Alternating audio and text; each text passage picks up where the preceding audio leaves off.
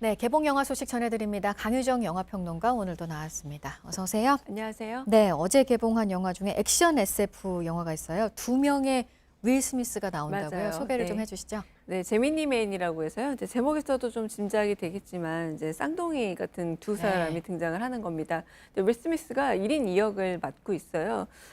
나이가 많은 그 헨리란 요원과 그리고 헨리랑 똑같이 생긴 젊은 요원이 서로를 추격하면서 벌어지는 일이라고 할 수 있을 텐데요. 네. 이제 어떻게 두 사람이 똑같이 생겼느냐 알고 봤더니 이 나이가 많은 헨리 요원에게서 DNA를 추출해서 젊은 일테면 헨리 요원을 복제 인간으로 만들어 놓은 거죠. 네. 그래서 오히려 이 젊은 복제 인간만 남겨놓고 나이든 원래 그러니까 복제 인간의 주인이라고 해야 될까요? 네. 원래 헨리를 없애려는 과정에서 이제 이 과정에 이제 추격극이 벌어지고 아마 들어보시면 알겠지만 뭐 본 아데이티티라든가 이렇게 좀 정보기관 내에서의 어떤 위협에 처해 있는 어떤 특수 요원의 이야기를 다루고 있는 작품인데 이 작품이 가장 눈길을 끄는 것은 이제 윌 스미스가 1인 2역으로 나오는데 저도 정말로 아주 젊게 닮은 배우를 캐스팅했나 싶을 정도로 네. 모션 캡처스라 해서 얼굴에서 표정을 지우는 그런 기술이 대단한 실력으로 발휘되고 있고요. 네. 무엇보다 이 영화가 이안 감독의 작품입니다. 네, 이안 네. 감독 하면은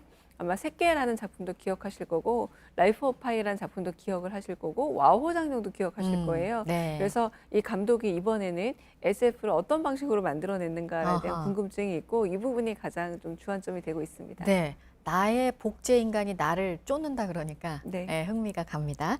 그리고 지난주에 개봉한 우리 영화 중에요. 100만을 넘긴 영화가 하나 있는데 그냥 연애 이야기예요. 네, 맞습니다. 가장 보통의 연애라고 제목 자체에서 이거는 연애 이야기다라고 네. 이렇게 아예 드러내놓고 있는 작품인데요. 이 영화를 굳이 따지자면 관람 등급은 높지 않습니다만 한 30등급 정도 될 것 같은. 그러니까 무슨 말이냐면 사회생활을 조금 해본 분들이라면 굉장히 공감대가 높은 그런 작품입니다.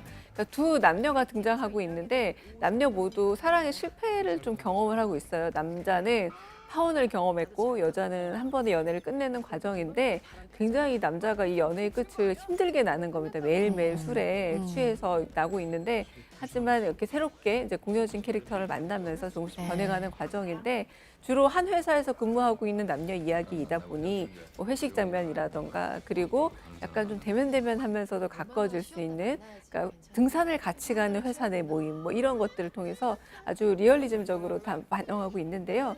최근에 이렇게 로맨스 내지는 연애 영화가 등장하지도 별로 않는 데다가 네. 이렇게 오랜만에 등장해서 100만 이상 관객을 모은 게 좀 오랜만의 현상이라서 많은 분들에게 좀 관심을 끌고 있습니다. 네. 뭐 일상의 얘기는 워낙 공감할 부분이 많으니까요. 지금 단연 최고의 화제작은 영화 조커가 아닐 수 맞습니다. 없습니다. 네. 전 세계적으로 지금 기록을 세우고 있어요. 굉장히 기록적인 기록을 세우고 있고요. 베니스 영화제에서 사실은 가장 높은 상을 받기도 했습니다. 황금 사자상을 네, 황금 받았죠. 사자상을 받았는데 그때부터 주목을 끌었습니다만 이 조커라는 캐릭터가 워낙에 영화가 될 때마다 굉장히 화제를 끌긴 했습니다. 좀 네. 나오다시피 호아킨 피니스가 소위 말하는 미친 연기를 보여주는 겁니다. 이번에 나오는 조커의 가장 큰 차이점은 그 뉴욕을 배경으로 해서 그곳을 고담이라고 부르고 있긴 합니다. 그러니까 DC 코믹스를 바탕으로 했던 일종의 히어로 영화랑 비슷해 보이지만 전혀 다르고요. 고담이란 어떤 가상의 도시에 실제로 아서 플렉이라는 이름을 가진 한 사람이 살고 있었고 이 아서 플렉이라는 이름을 가진 사람이 저렇게 길거리 광대 역할을 하다가 조금씩 차별과 그리고 소외를 당하게 되는데요. 왜냐하면 좀 이렇게 정신질환이 있는 가난한 아주 하층 계급으로 등장하고 있는데 아무도 대화할 사람도 없고 어머니를 네. 모시고 사는데 어머니 역시도 의사소통이 된다고 하기에는 좀 불편하시고 점점 이 외로움에 떨던 이 하층 계급이 어떻게 폭력적으로 바뀌어 가는가를 들여다보니 약간 다큐멘터리 같기도 하고요. 그리고 방금 장면에 나왔지만 이 영화를 찍기 위해서 23kg이나 감량을 해서 뼈가 연기하는 듯한 느낌이 들어요. 몸 네. 자체가 굉장히 좀 그로테스크하고 기괴한 모습을 보여주고 있는데 여러 가지로 그러니까 좋은 의미에서 불편함을 굉장히 가중시키는 영화인데 많은 분들이 여기에 호응을 하고 있고 이 영화에 대한 후기들을 이제 올리고 있는 상황입니다. 네. 근데 지금 방금 말씀도 하셨지만 이 영화를 둘러싸고 지금 논란도 있는 것 같아요.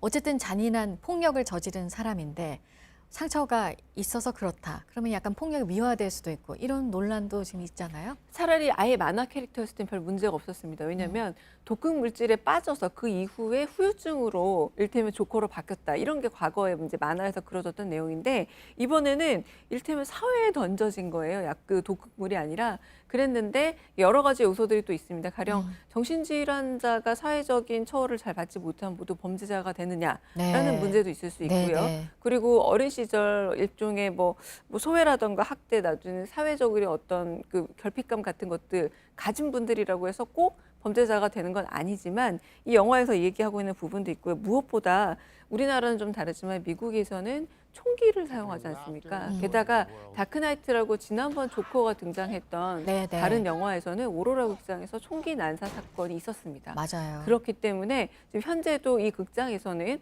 조커 영화를 상영할 때 이렇게 조커 분장을 하고 들어온다라거나 네. 이런 것들이 금지되어 있고요. 어. 실제로 어떤 극장에서는 아예 상영조차가 금지된 극장도 있다라고 어허, 하고요. 네. 그래서 그런 부분에서는 이 영화가 혹시나 이게 일종의 모방 범죄를 불러일으키지는 않을까. 그리고 사실 양극화 문제라던가 소외된 분들에 대해서 제대로 사회적인 대우가 이루어지지 않다라는 문제는 전 세계적으로 좀 공통된 문제이다 보니까 이런 부분이 혹시나 실제 어떤 현실적 자극이 되지 않을까 되게 우려하는 분위기고 이겁니다. 영화는 영화일 뿐 네. 현실은 아니다라고 좀 굉장히 강조하고 있는 형편입니다. 네.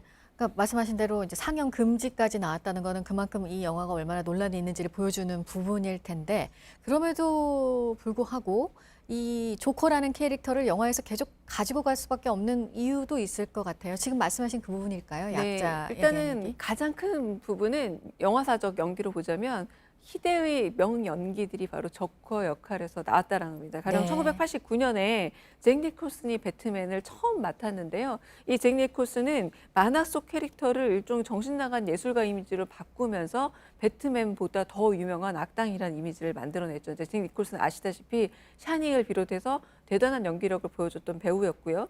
그리고 히스레저 같은 경우에 다크나이트에서 다른 조커를 연기했는데 와, 잭 니콜슨을 능가할 수 있을까라는 사람들의 궁금증을 아주 불식시키면서 네. 조커가 이런 거구나라고 공포와 그리고 히스토리를 알 수 없는 아주 대단한 악당 연기를 했는데 게다가 히스레저가 얼마 지나지 않아서 사망하는 그랬었죠. 바람에 정말 영화사적으로 박제가 된 듯한 영원히 없어지지 않을 캐릭터가 되었습니다. 이번에 호아킨 피닉스까지도 이미 많은 영화에서 굉장히 매력적인 연기를 보여줬지만 정말 체중 감량이라던가 메소드 연기라고 하죠. 그 캐릭터에 네. 깊숙이 빠져들어서 그 연기를 보여주는데 성공하고 있기 때문에 아마 이 히스레저, 이 조커 캐릭터는 계속해서 남지 않을까 해서 네. 조금 손해를 본 자레드 레토라는 배우도 있습니다. 오히려 조금 너무 명연기들에 치여서 조금 손해를 본 경우까지 생긴 경우도 있습니다. 네, 이 역할은 잘해야.